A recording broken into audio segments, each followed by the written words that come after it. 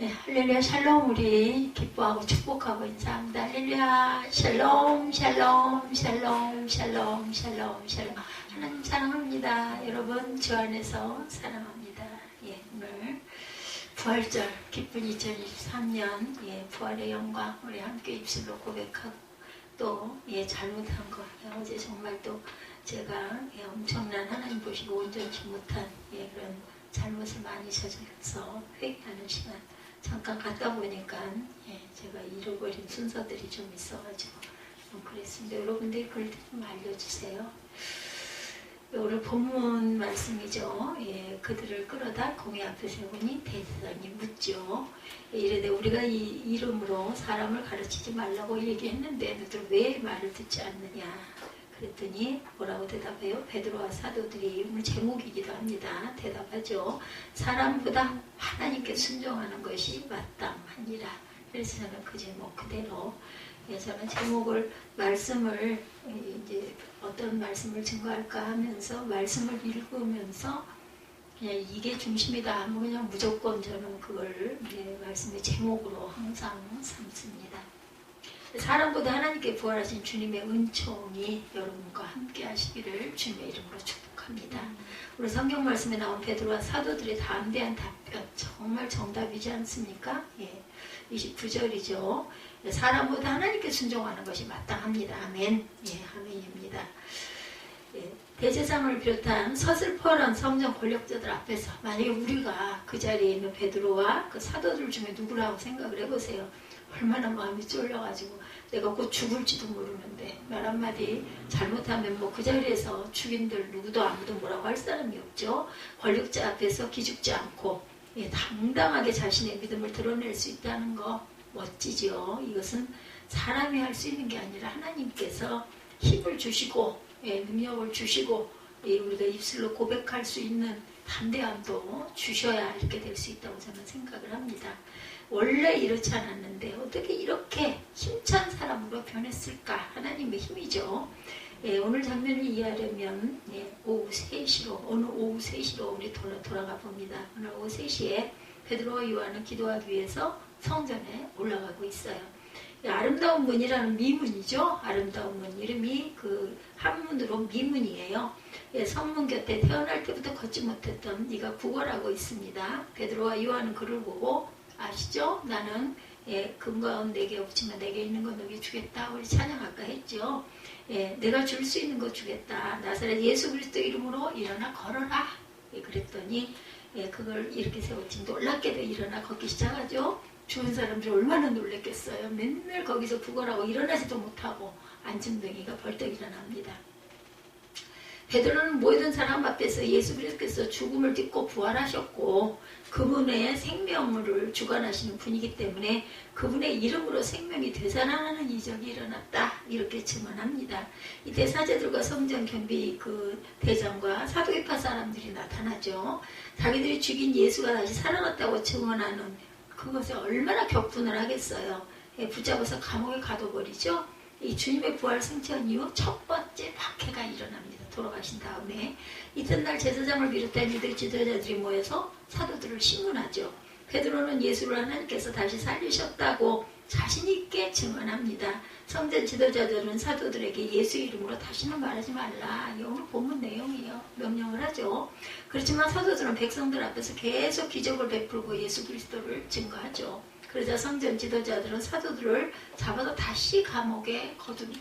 이게 두 번째 박해. 그런데 주님의 천사가 밤중에 옥문을 열죠. 여러분들 아시죠? 사도들을 데리고 나왔어요. 그래서 생명의 말씀을 사람들에게 계속 전하라고 명령합니다. 사도들은 이른 아침부터 성전에서 예수님의 부활과 생명을 계속 전하죠. 대제사장과 그 일당이 모여 회의를 또 소집합니다. 성전 경비대장은 사도들을 의회로 데려왔어요. 대제사장은 예수의 이름으로 가르치지 말라고 단단히 일렀는데 어쩌자고 예루살렘에 계속 전하고 다니냐 또 문책을 하죠. 바로 이때 베드로와 사도들이 사람에게 복종하는 것보다 하나님께 복종하는 것이 낫다.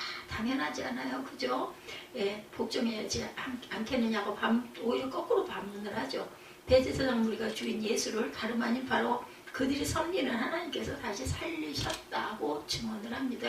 대제사장들, 사도들, 계파들 다들 하나님을 믿는 사람들이에요. 예수를 믿지는 않았지만 예수가 하나님의 아들이라는 건 안 믿겠고 못 믿겠고 해서 성령 모독죄로 죽인 거죠. 하나님을 모독했다 해서.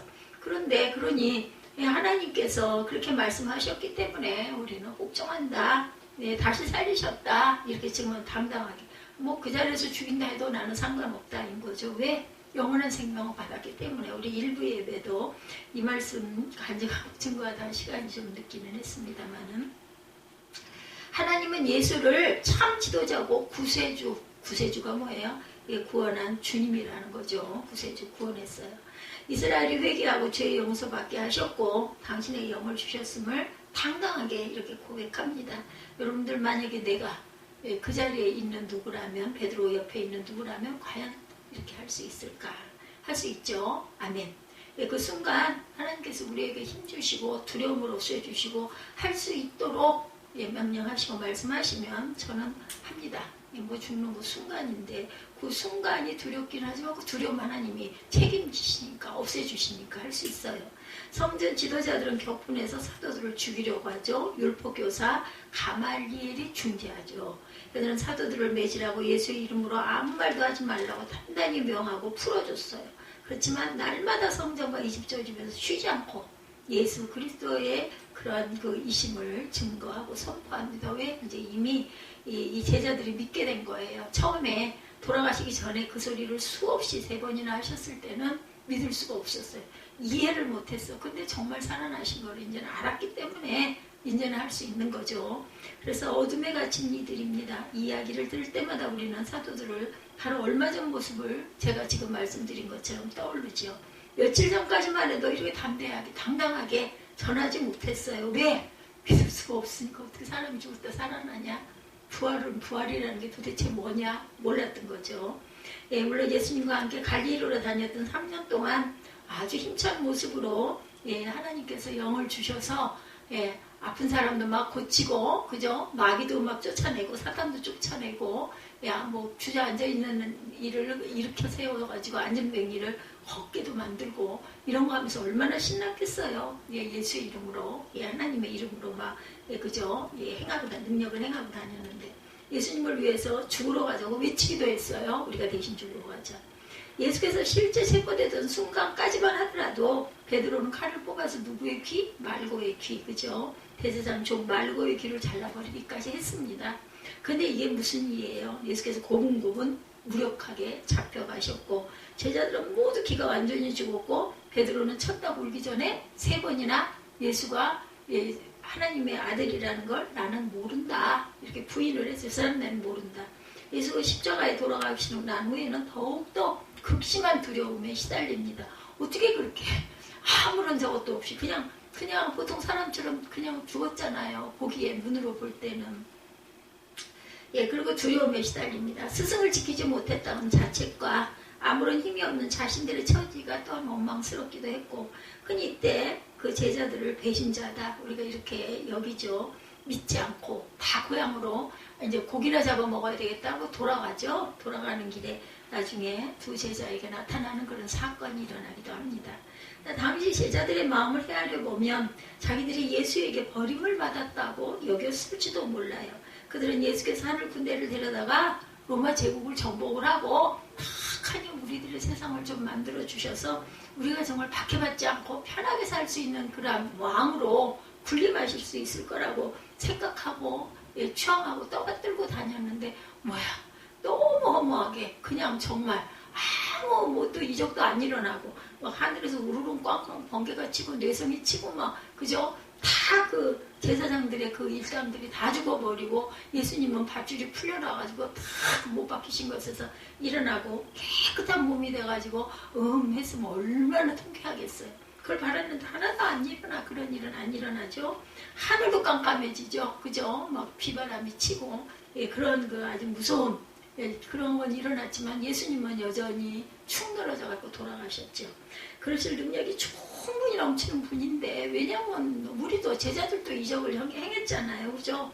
예, 죽은 자가 살아나기도 합니다. 막 가가지고 기도했더니 베드로 같은 경우 그죠? 기도했더니 아이가 막 일어나잖아요. 그죠? 예, 수많은 이적과 그런 그 축계, 치유, 권위 있는 말씀들 진정한 왕이었는데 분명히 생명도 살리는데 그래서 더욱더 따르고 추종하고 다녔는데 이게 도대체 갑자기 이게 웬일이냐는 거죠. 정말 우리 옛말에 그런 말 있잖아요. 뭐 끈 떨어진 박이다 이런 얘기 있습니다. 확 떨어지니까 그냥 깨져버리잖아요. 정말 황망해. 어쩔 줄 몰라요. 그죠? 우리도 이럴 때 있죠. 예, 잘 되고 있는데 갑자기 닥친 어이없는 일로 인해서 모든 것이 무너져 내리는 경험 여러분들 하셨을 거예요. 크고 작게 차이는 있지만 게다가 우리나라 믿었던 주님이 뾰족한 수를 내실 만도 한데 아무런 답변이 없으셔요. 그죠? 예, 저도 예, 요즘에 가끔 예, 그런 그 충격을 좀 받기도 하고 예, 마음에 실망이 되기도 하고 갈등이 일어나기도 하고 화가 나기도 하고 예, 제가 아까 회개를 했다라는 게 바로 이런 부분들이 생각이 나서 우리 함께 회개하십시다. 뭐 일상 가운데 작은 것들 얼마나 많아요. 누구 미웃기도 하고 원망스럽기도 하고 그죠? 예, 미워하지 말아야 되는데 미운 마음이 자꾸 일어나. 왜 우리 안에 우리 가지고 태어난 그 우리의 그 본성 안에 죄성이 있기 때문에 그 일어나는 인간이니까 답답하고 원망스럽죠. 어떤 경우에는 나를 위해서 큰 일을 성취시켜 주실 것 같다가도 무력하게 가만히 침묵하시면 막힌 벽 앞에 선 것 같은 도대체 왜 이게 아무런 분명히 아니 감동을 분명히 제가 엄청 받았거든요. 지난번에 우리 그 어디예요? 그 제가 이름 외우지 못한다는 그 지진 일어난 나라 그죠? 그 나라 그래가지고 우리 그 막 헌금도 하자고 제가 얘기도 정말이에요. 그게 뭐 어떤 의도가 있어서 절대 아니었습니다. 뭐야 내 기도는 하나도 다 이루어지지도 않고 땅바닥에 도대체 왜 이렇게 이 문제가 해결이 안 될까 십수년 동안 그죠? 예, 십수년 동안 10년이 넘었어요. 코로나19로 예, 우리가 그 긴 3년여 넘는 그 기간 동안 예, 그런 그 어려웠던 그런 데서도 지켜주셨는데 저 같은 경우는 코로나가 한 번도 안 걸리고 그 몸도 이렇게 예, 약하고 예, 약도 먹고 있고 한데도 불구하고 예, 그런데도 목회자분들 정말 저는 정말 편하게 온 것 같아요. 예, 큰 교회가 아니다 보니까 그냥 중대형 교회들 엄청난 어려움들을 당하시죠. 괴로운 인생길 가는 몸이 평안히 쉴 곳이 아주 없다. 걱정과 고생이 어디 없으리 돌아갈래 고향 하늘나라. 찬송가 가사예요. 예, 그런 목소리가 어느 저녁 때 그 교회에 사무실들이 있잖아요. 예, 그 행정들을 다 해야 되니까 들리더랍니다. 어떤 분이 이렇게 지나가다 보니까 예, 배가 되는 그 여러 가지 업무들 막 사람들은 자꾸 감언을 시켜 교회도 마찬가지 예, 일하던 그 사람들 전부 다 이렇게 그 이름을 제가 잊어버렸어요. 그 이름이 있는데 그분들을 간사인가요? 뭐 이름 있죠. 그분들을 자꾸 이렇게 줄이다 보니까 이 업무량은 자꾸 계속 늘어나는 거죠. 정말 어떻게 해야 될지 알 수가 없어요. 그러다 보니 몸은 너무너무나 피곤하고 아프고 목회자들이 몸이 온전하신 분들이 없어요. 무릎 꿇어서 기도하시고 척추는 물론이고 다 저도 그 영향이 큰 것 같습니다. 뭐 관절도 막 전부 다 달아 빠지고 관절염 막 다 걸리고 고생하십니다. 이런 분들이 너무 많아요. 저만 그런 게 아니에요. 보면 주변에 너무 많은데 여성으로 저처럼 무식하게 이렇게 된 사람 물론 제가 기도해서 그런 건 아니죠. 제가 네, 세상에 있을 때 너무 몸을 아끼질 않고 겁도 없이 하지 말라는 짓만 열심히 하고 운동도 너무 심하게 하고 그래서 결과적으로 이렇게 됐고 또 그걸 또 어떤 면으로 또 이기는 부분이 있었기 때문에 그걸 못 견뎌갖고 쓰러졌더라면 진작 일찍이 고쳤을 텐데 알겠느냐고. 저는 또 가끔 그런 생각도 해요. 내가 하나님 보시기에 온전치 못하게 살다 보니까 야단을 맞는 게 아닐까 이런 생각도 합니다.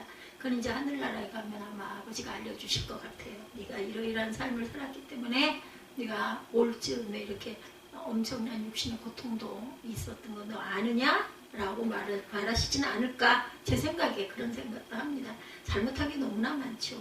그러니 누구를 뭐 제가 탓을 하고 원망을 하고 미워할 자격이 전혀 없습니다. 저는 특히 예수님을 십자가에서 잃은 제자들의 마음과 몸은 얼마나 힘들었을까. 제가 지금도 고백을 하면서 이런 마음이 드는데 그 제자들, 그때 따라들이 다니던 제자들은 얼마나 힘들었을까.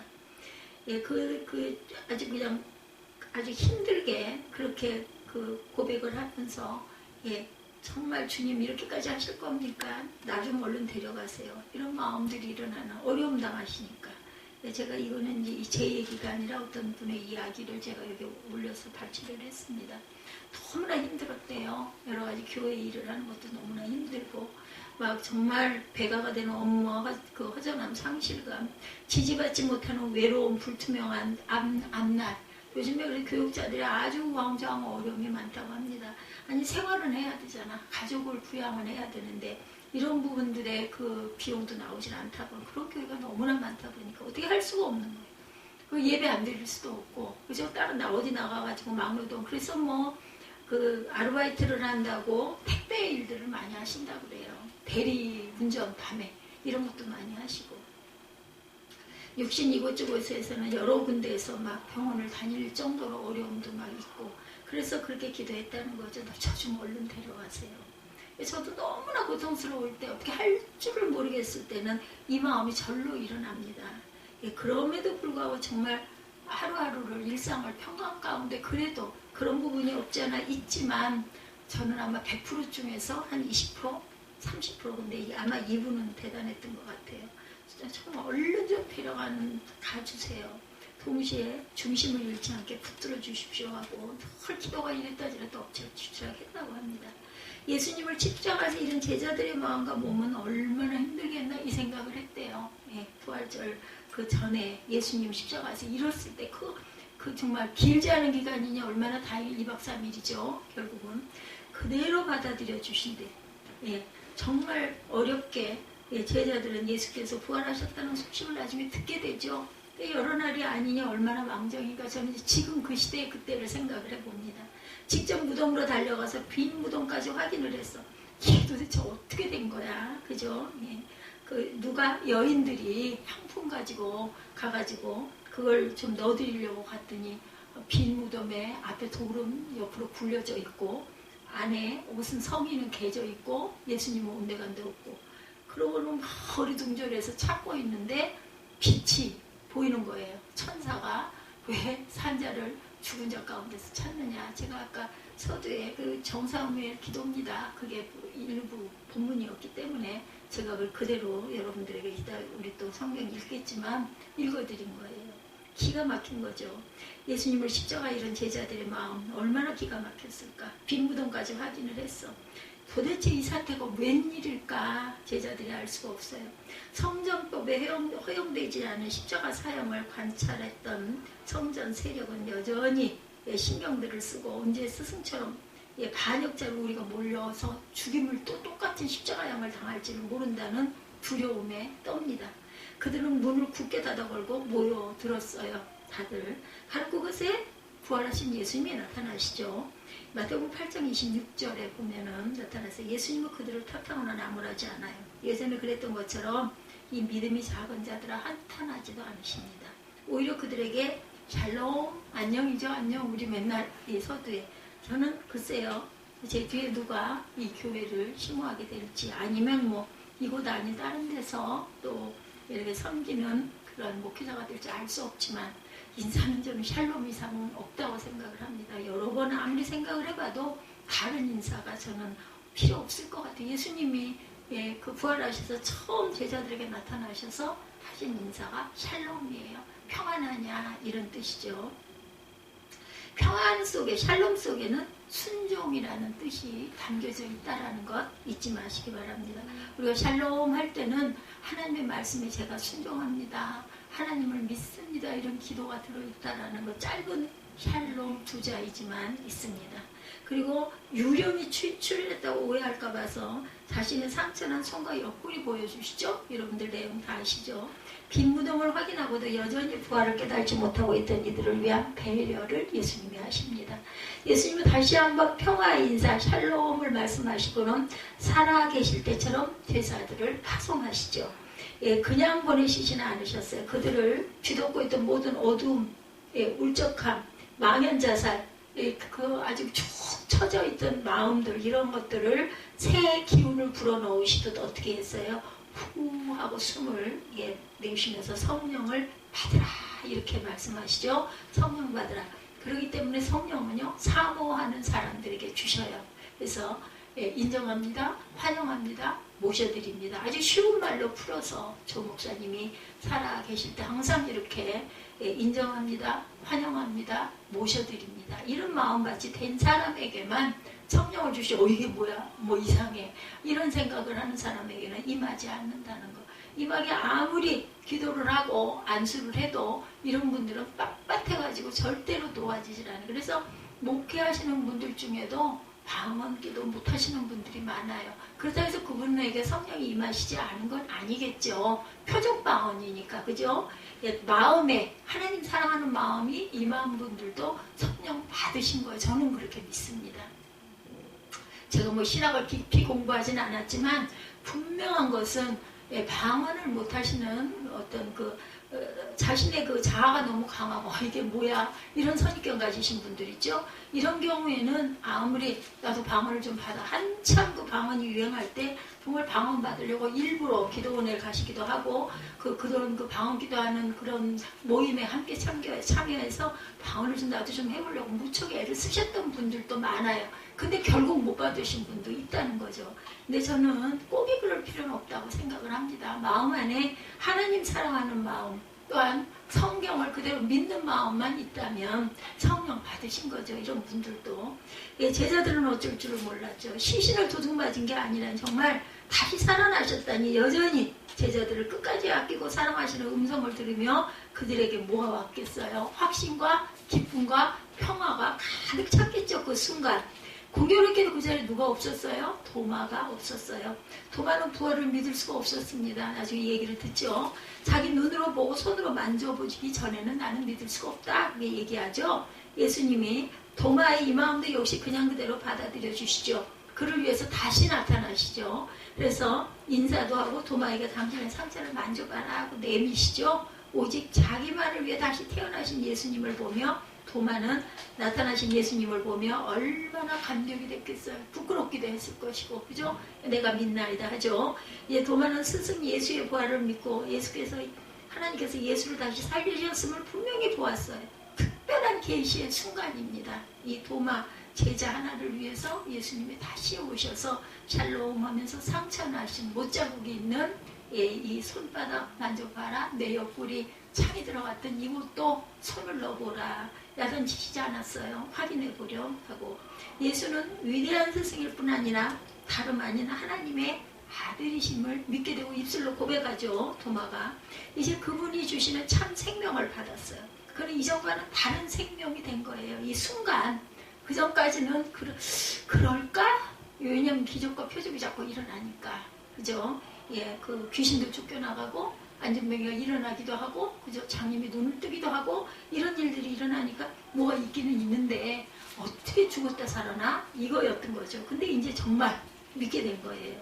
예수님은 불충분한 제자들을 있는 모습 그대로 이렇게 받아들여 주신다. 제가 엊그젠가에 국민일보에 보니까 예수님의 증거는 뭐 야단을 치거나 지적을 하거나 이게 아니라 무조건 사랑이다, 이렇게 통찰이다, 이렇게 나와 있는 구절이 딱 커다랗게 써 있는 걸 보면서 그래, 가르치려고 막 야단을 치고 안 들으니까 안 믿으니까 그냥 어떻게 할 수가 없어요. 근데 그게 아니라 그저 내 삶을 통해서 내 생활을 통해서 보여주는 것, 그것이 증거고 믿음이다라는 생각이 저도 들었어요. 근데 참 어렵죠. 자녀인 경우에 특히 어렵습니다. 마치 제자들이 연약함마저도 내 책임이다. 예수님께서는 그런 듯 결자해지하는 사람처럼 한 사람 한 사람 눈높이에 맞추시는 주님의 모습, 누가 그랬어요? 바울이 그렇게 했습니다. 그죠? 이랬던 것처럼 모습을 우리에게 보여주시는 성경 말씀. 그거 내용을 알고 읽다 보면 그런 감동이 옵니다. 그래서 성경은 되도록이면 많이 읽으셔야 돼요. 읽어서 마음밭에 새겨져야 기도할 때도 말씀 들을 때도 은혜가 되고 이해가 될 수 있는 거죠. 주님을 3번이나 부인하고 괴로워하고 낙행했던 업으로 돌아갔던 베드로에게는 업의 현장이 나타나시죠. 그래서 많은 물고기를 밤새워 긴 배였는데 잡게 하시죠. 그리고 나서는 네가 나를 사랑하느냐라고 물으시죠. 그리고 내 양을 치라고 사명을 맡기시는 그런 부분들 여러분들 아실 거예요. 아침 식사를 준비하셨다가 밤새 피곤했던 베드로와 제자들을 먹이시고 어업 현장에 나타나셔서 만선을 하게 하시고 배를 가득 채워주시고 그 배가 가라앉을 정도로 너무너무 많은 고기를 잡게 하셔서 옆에 배에게 그 도움을 요청하죠. 그렇게 해서 고기를 잡게 해주시고는 아침을 준비하셔서 먹이시죠. 이런 부분들을 여러분들 아실 겁니다. 당신을 사랑하느냐고 물으시고 당신의 양떼를 맡기시는 거예요. 저는 이게 하나님의 음성으로 제가 한참 기도할 때 제게 왔었어요. 3번을 물어보시는데 3번째는 대답을 하면서 그냥 고개가 숙여지더라고요. 제 마음에 깨끗이 못한 게 너무나 많구나 하는 걸 그 순간 제가 느꼈습니다. 온전치 못한 게 너무 많구나. 부끄러운 마음이 들고 두려운 마음이 들더라고. 2번까지는 대답을 했는데 하나님을 아십니다. 예, 주님을 아십니다 했는데 또 물어보시니까 그냥 고개가 저절로 제가 그때 그 기억을 잊지를 못합니다. 참 내가 온전치가 않구나 하는 생각을 했습니다. 뭐 아무 말씀도 안 하셨어요. 그냥 눈만 보였을 뿐인데 그죠? 그리고 내가 나를 사랑하느냐 그리고 그 말씀이 내 양을 쳐라 말씀하시더라고요. 정말 성경 말씀 그대로가 제게 들리는 거예요. 성전에서 말씀하셨던 것처럼 제자들을 하나도 잃지 않고 또한 각기 그에게 적절한 방식으로 위로하시고 믿음을 회복시키시고 일으켜 세우십니다. 상대방을 갖고 있는 모습 그대로 받아들이고 지지할 때 그는 밑바닥을 치고 일어나 자기 모습으로 온전히 설 수 있다는 것. 제가 고백을 하면서도 내 안에 온전치 못한 게 있구나라고 느꼈던 것처럼 그죠? 있는 모습 그대로 받아들이고 지지하시는 예수님. 아셨을 거예요. 네가 아직 온전치가 않구나라는 걸 아시면서도 내 양을 쳐라라고 말씀하시는 성령의 음성. 우리는 압니다. 이게 바로 가장 어려운 일이에요. 온전해지기까지. 언제까지? 돌아갈 그 순간까지. 그죠?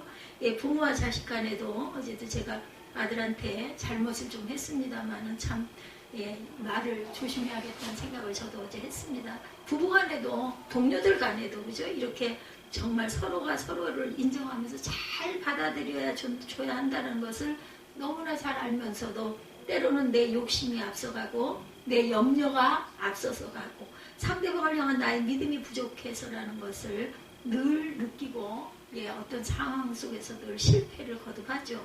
정말 조건 없이 온전히 받아들여짐의 체험을 해본 사람은 안다라는 거죠. 이 땅에서 체험할 수 있는 구원이 바로 그것이라는 것. 상대방에게 진심으로 온전히 받아들여진 사람의 내면에는 놀라운 사건이 발생합니다. 차츰 어둠은 가라앉고 빛이 내면 깊숙한 곳에서 샘솟아납니다. 나는 순간 울컥했다가 몇 시간이 지나가고 하루가 지나가고 이틀이 지나가면 계속 반복되는 그 마음, 반복되는 말씀이 마음에 와요. 아 이거 내가 잘못한 거네. 아 이러면 안 되는 건 맞긴 하네. 인정하기 싫은데 그냥 얼른 좀 이거 빨리 끝이 났으면 좋겠는데 아직 아니네. 이런 마음이 옵니다. 내일에 대한 새 희망을 품게 되고 실패도 뭐 혹여 그렇다 할지라도 하나님께서 손에 올려놓은 거를 해결해 주신다면 뭐 내가 빈손이 된다 할지라도 그것도 감당해야겠지 하는 마음도 일어납니다. 넘어져도 받아들여 주실 분이 계시지 않아요. 그죠? 뭐 내가 땅에서 살 그 날짜가 얼마나 될지 밥을 몇 번이나 먹을지 알 수 없지만 광야에서도 만나를 내려서 굶주리지 않게 해주시는 하나님이 살아계시는 한 굶기 하겠는가. 도전하고 앞으로 나갈 수 있는 담력이 생기죠. 사랑하시되 끝까지 사랑하시는 주님께서 돌아가신 이후에도 부활하셔서 다시 찾아오셔서 나를 보호하시고 인도하시는 분이라는 것을 우리가 삶 가운데 생활 가운데 제 인생 가운데 제 몸으로 체험했기 때문입니다. 약속을 반드시 지키시는 신실한 분이라는 확신이 새로운 존재로 거듭나게 한다는 것 잊지 마십시다. 한마디로 그 안에 두려움, 주저함, 불신 같은 것이 사라져야 할 어두운 것들은 모두 죽게 되고 담대함, 도전정신, 신뢰와 같이 다시 살아나야 할 것들이 하나씩 하나씩 생명이 되어 살아나죠. 지금 요즘에 어때요? 꽃들이 너무 예쁘지 않아요? 그리고 그 마른 나뭇가지들이 전부 다 이제 연두빛으로 자라고 있어요. 그게 벼랑간에 며칠 사이에 햇빛을 받아서 자란 게 아니죠. 겨우내 안에 준비를 하고 있었던 것처럼 우리 안에도 하나님의 생명이 자라고 다가가고 있는 줄 믿습니다. 색이 맑았고 부드럽지만 생명의 기운이 몽글몽글 피어오르는 고사리 같은 잎사귀들이 겨울을 나면 거무죽죽해진 가지를 가득 뒤덮고 연초록으로 빛남을 우리 눈으로 보게 되는데, 눈에 보이지 않을 때 그들은 이미 안에서, 우리가 안 보고 없다고 여겨졌을 때, 죽은 것 같다고 여겨졌을 때 그 안에서 준비를 하고 있었던 것처럼, 우리에게 부활을 주신 하나님의 생명도 우리 안에서 이렇게 삶 속에서, 고난 속에서, 문제 속에서, 생활 속에서, 또한 이웃 속에서, 아니면 나를 미워하고 나를 원망하는, 저주하는 그러한 세력들 속에서도 하나님께서는 준비하고 자라게 하고 계신다라는 것, 우리가 인정하고 환영하고 모셔드리고 받아들여야. 누가 하셔요? 성령 예수님께서 하십니다. 그 연록빛을 보고 생명이란 참 신비하고 감격스럽다는 생각이 드는 것처럼 내 안에 계시는 주님께서 나를 통해서 세상에 보여지고 역사하시는 것, 이게 바로 부활의 한 모습이 아닐까. 오늘은 제가 설교문을 늘 준비합니다만 설교하고 많이 다른 말씀을 여러분에게 전했습니다. 그렇다면 부활의 능력은 무엇일까요? 부활하신 예수님은 제자들을 각기 제 모습 그대로, 있는 그대로 받아들여 주셨어요. 그들이 어둠을 헤치고 환한 빛의 세계로, 부활을 믿고 참 생명을 받는 세계로 나오게 하셨어요. 각자의 색깔로. 그죠? 다 달라요. 하나님의 제자들이라 해도, 주님을 믿고 따르는 자들이라 해도 각자 가지고 있는 달란트들이 다릅니다. 그리고 하나님께서 다스리시는 나라의 진정한 일원으로 다시 새롭게 거듭나게 누구를 통해서 돌아가신 다음에 성령을 통해서 후 하고 불어주시는 성령의 바람을 기다리는 자들에게, 예수님의 제자들에게 하나님의 영을 통해서 예수님이 다시 나타나셔서 자라게 하시죠. 공의회에 선 사도들처럼 힘차고 담대고 주님 나라를 이루어 가게 하신다라는 거, 못 두려워하지 않고 죽음도 상관없이. 제가 1부 때 우리 에스에게 물어봤어요. 만약에 내가 지금 죽어야 된다면 어쩔 것 같으냐. 무서울 것 같아. 그 순간이. 그죠? 그래도 그것도 하나님께서 힘주시면 감당할 수 있고, 우리가 뭐 얼마나 살겠어요. 제가 뭐 여기서 뭐 더 살 수 있다 한들 얼마나 살겠어요. 나이가 많이 들어서 난 가도 괜찮아, 이거는 아닐 것 같아요. 젊은이도 하나님께서 마음을 주시면 얼마든지 우리는 아멘, 그죠? 믿음으로 고백하고 이 순간이라도 뭐 그렇게 좋아요. 어려울 때 얼마나 많아요. 힘들 때 얼마나 많아요. 속상할 때 얼마나 많아요. 솔직히 말해서 하늘에 가면 그 모든 게 다 사라지고 아름다울 것 같아요. 어떤 면으로는 제가 이렇게 딱 상상을 해보면 보고 싶은 거 마음대로 볼 수도 있고, 영이니까. 그죠? 이렇게 내려다보면 다 보이고, 아름다운 것도 다 보이고, 아픔도 없고 고통도 없고 배고픔도 없고, 너무 편하고 좋을 것 같다는 생각이 듭니다. 사랑하는 사람들을 직접 보지 못하고 또 다른 뭔가 부족이 또 있을지 모르겠지만, 저는 그게 꼭 힘들고 고통스럽고 암흑이고 해서 이렇게 생각이 들지 않아요. 성령님은 생각나게 하시는 분이라고 요한복음 14장 26절에 말씀하세요. 우리에게 생각을 나게 해주시는 분이 바로 성령 하나님이다. 제자들이 울렁이던 마음을 가라앉히자 그들에게 예수님과 만났던 첫사랑의 기억, 공생의 기간 함께 다녔던 시절의 기억이 새록새록 다시 살아납니다. 왜냐하면 예수님이 살아나신 게 확실하니까. 내가 다 포기했는데 이제 또 옛날 내 생활로 돌아가야 된다 생각했는데 그거 아니다 라는 걸 깨달았다라는 거죠. 예수님의 첫 선포가 뭐였어요? 하나님의 나라가 가까웠다. 회개하라. 천국이 가까웠노라. 누가 먼저 말했어요? 세례 요한이 먼저 선포한 말이죠. 주 예수를 믿으라. 너와 내 집이 구원을 받으리라 하시죠. 제자들은 자신을 부른 첫 음성을 기억하게 됩니다. 때가 왔다. 가까이 왔다. 회개하라. 천국이 가까이 왔노라. 마가복음 1장 15절에도 증거합니다. 그리고 나를 따르라. 내가 너희를 사람을 낚는 어부가 되게 하겠다. 마가복음 1장 17절이죠. 예수께서 자신의 활동을 눈먼 사람이 보고 다리 저는 사람이 걷고 나병 환자가 깨끗하게 되며 듣지 못하는 사람이 듣고 죽은 사람이 살아나며 가난한 사람이 복음을 듣는다라고 표현하는 것 또한 기억이 나죠. 여러분들 마태복음 11장 5절이었습니다. 그 당시에는 그냥 놀라운 일들이었어요. 실제 내게 성큼 다가오지 않았기 때문에 감동적인 말씀이었지만 이제는 이 말씀들이 한데 모여서 어떤 세상을 지시하고 계시는지를 분명하게 알고 깨닫게 되는 깨달음의 시기가 된 거예요. 온몸으로 체험을 할 수 있고 살아있는 말씀이 되고 말씀이 뭐가 돼서 육신이 돼서 예수께서 다시 살아오셨기 때문에 예수를 만나기 전 제자들의 마음속에도 간절히 바라던 세상의 모습들이 있었겠죠. 각자에게 로마 제국에 수탈 당하지 않고 가난한 이들도 사람답게 다시 열심히 기쁨으로 살아갈 수 있는 세상, 태어날 때부터 장애를 갖고 난 이들도 아무 차별 없이 한 생명이 살아낼 수 있는 그런 세상, 아프지 말고 귀신 들지 말고 화평하게 사는 세상에 대한 꿈들이 있었죠. 세상 일에 치여서 꿈을 모두 접고 있을 즈음에 예수님이 나타나셔서 그들을 부르시고 일깨우시죠. 마치 우리에게 그러셨던 것처럼. 그렇죠?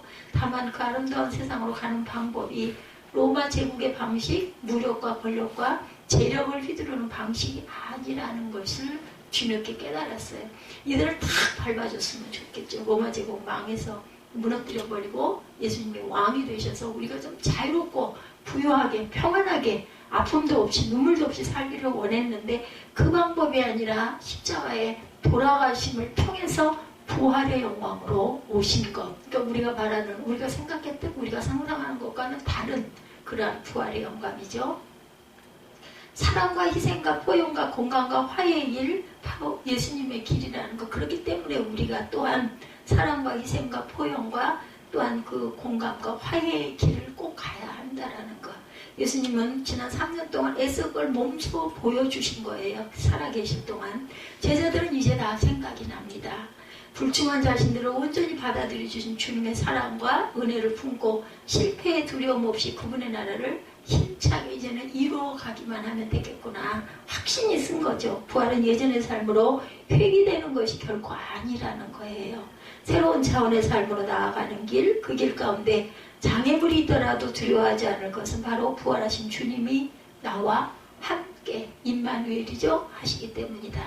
부활신앙의 선물이 뭐예요? 여러분들, 마음을 돌이키는 자를 그 모습 그대로 받아들여 주시는 은총입니다. 또한 그 영혼과 육신을 갉아먹고 너덜너덜 달아버리게 만드는 세상의 거센 힘과 유혹으로부터 자유롭게 하는 능력이 됩니다. 하나님께서 죽음으로부터 다시 일으키는 능력 있는 분임을 완벽하게 이전에 믿기 때문에 제자들이 예수님이 십자가에 돌아가셨다가 다시 오셔서 보여주심으로 인하여 완벽한 믿음을 이루는 거죠. 죽음과 소멸 앞에서도 담대하고 의연해질 수가 있는 것. 예수님이 살아나셨으니까 우리도 오겨 죽는다 해도 이렇게 살겠지. 이 믿음이 왔다라는 거죠. 예수님에게 처음 빠져들었던 첫사랑의 진한 추억을 되살아나게 하는 기억의 영입니다. 사람을 가두고 박해하고 심지어 죽일 수도 있지만 결코 소멸시킬 수 없는 세상 권세를 두려워하지 않고 하나님의 사랑의 나라를 힘있게 건설하는 능력이 이 제자들에게도 모두 생겼다는 것. 한 번 넘어지고 두 번 넘어져도 7.8기 이런 말씀 있죠. 우리를 받아 품으시고 또다시 일으키시는 분이 계심을 확고히 믿고 세상에 덤비는 모험가의 태도가 됩니다. 제자들이 자기 자신뿐만 아니라 주변을 참 생명으로 파릇파릇 봄에 그죠? 소생하는 풀잎들처럼 나뭇잎들처럼 일어서게 만드는 힘찬 기운이 제자들 마음밭에 박힙니다. 부활하신 예수님을 온전히 경험한 제자들은 이제 완전히 변화가 됐어요. 자신을 가두고 박해하고 심지어 죽일 수도 있는 성전 권력자들은 이제는 두려워하지 않습니다. 신실하신 하나님께서 아들을 향한 약속을 지키셨던 것처럼 자신들을 향한 생명의 약속도 반드시 지키시라는 것을 확고하게 믿기 때문이죠. 그러니 하나님의 뜻이고 동시에 예수님의 공생의 행적이었던 그 길을 힘차게 이제는 따라 나설 수가 있다는 것. 우리도 또한 그 길에 부활하신 주님과 함께 굳은 믿음으로 설 수 있기를 이 부활절 오늘을 계기로 어제는 다 지나갔노니 보라 새 것이 되었도다. 이 믿음의 마음들이 되시기를 주님의 이름으로 축복합니다.